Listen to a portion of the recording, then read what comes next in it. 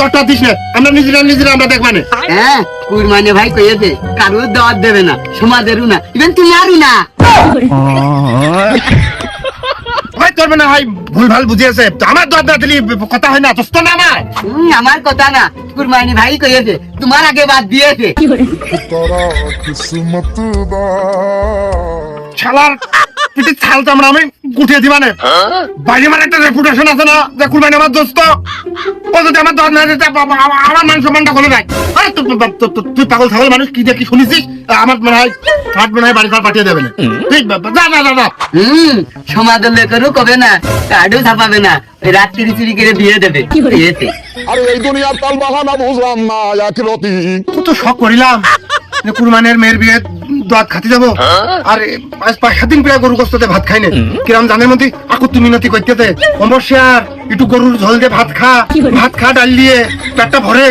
শালা বলে আমারই দাওয়াত দেবে না। ও সেই আমলে আমি মুসলমানের দাওয়াত, আমার বোনিকের দাওয়াত এবং আমার বিয়ের দাওয়াতে ছাড়াকে আমি নিয়ে গেছি। বদমাইশ আর নেমো খারাপ হলি, দোকান কোষ নাই কইতে মশি তুই খাই দাস, আর আমার দাওয়াতি দইনি। খেলার দেখালি মুখে খুশি মুখে আর তালা লাগিয়ে ফেলে দেবো। আরাম কর। আমার খুব রাগ হচ্ছে। তুমি ভাই কুরমান ভাই দোস্ত, যদি তোমার দাওয়াত দেয় তাহলে আমার টেবিলে বসবা, না হলে আমার কোনো দোষ নেই, কইয়ে দিল। বিয়া করবো না সে কথা। আরে দা দাওয়াত দেয় দিক না দেয় না দিক, 700 টাকা দিয়ে আমি নকদ যত করাই লাগতো। আমার 700 টাকা দিয়ে গরু গোশ নিয়ে বাড়ি খাবানে, ওই সারা সাথে আমার কোনো সম্পর্ক রাখবো না। পরিষ্কার কথা। মাল খাইয়া তাল হইয়া ডাকে ইশারায়, আয় আজকে খালি বাড়ি। শালার কত বড় সাহস, আমাকে বাড়ি পোল্ট্রির গোস্ত দিয়ে কত ভাত খাইলো। আমি যদি খানা খাতি দিয়ে যদি একটু গই ভাসিয়ে আনতাম, তাও আর গরু গোস্ত আমি ভাত দিতাম, কোনোদিন হেলা তুচ্ছ করিনি।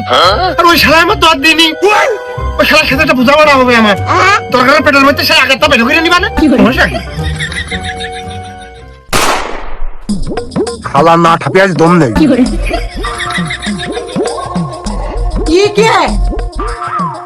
এই শালা কুরমান, শালা বক্স টট বাড়ি আয়, তোর সাথে খেলা হবে। বিরাট শালা। অবশ্যই তোর কি হলো? ওরকম করে ডাকতিস কেন? এই ভুদাই, তোরা দাঁত দিবি না? এই কিছু দাঁত। এই একবারে যে আমার কানে পানি দিল যে আমি যেন তার টেবিলে বসে গোস্ত খাই, শুনলাম তোর মেয়ে যে ফরিদার বিয়ে, তো আমার দাঁত দিস নি কা? এই তুই জানিস না আমার এই মশারের কানে কোনো কিছু বেঁধে থাকে না? পানির স্রোতের বেগে মশারের কানে পানি তুলে আসে রে, কোনো কিছু লুকিয়ে থাকা যায় না। মশারের কানে করতে তুই ফিফড়ে হয়তো তুলে দেয়।